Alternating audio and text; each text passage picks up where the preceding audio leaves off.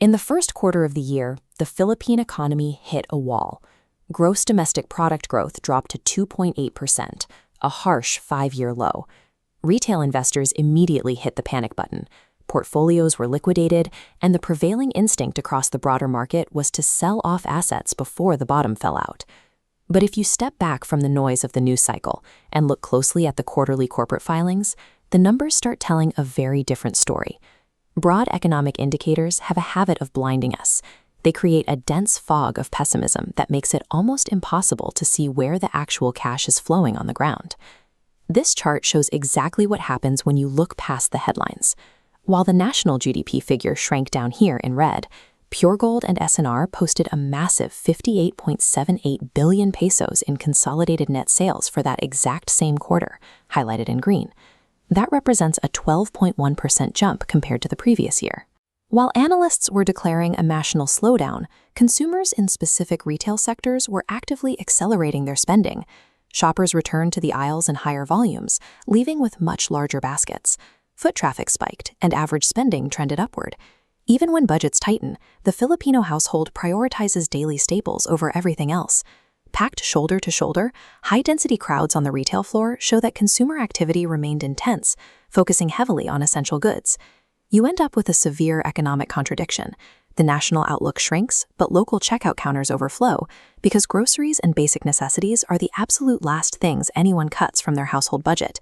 The revenue pipeline shows 58.78 billion pesos filtering through operational costs, leaving a 3.26 billion peso net income, a 23.7% jump.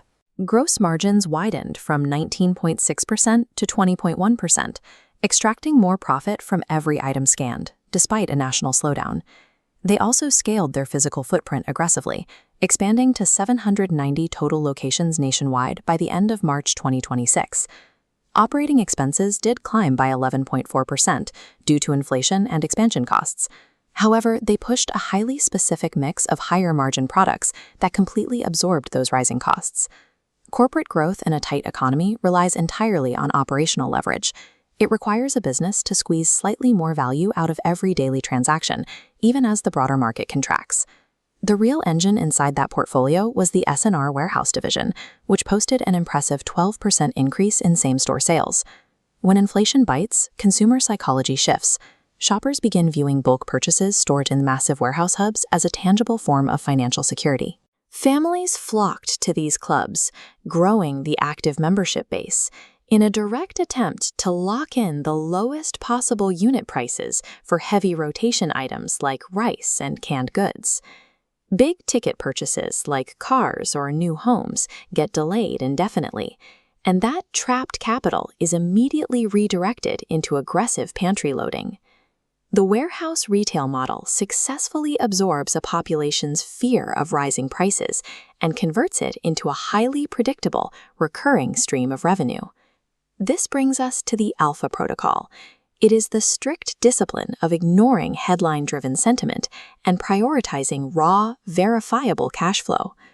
Companies dealing in consumer staples hold up like fortresses during a contraction, entirely because a population will always need to eat, regardless of what the gross domestic product is doing.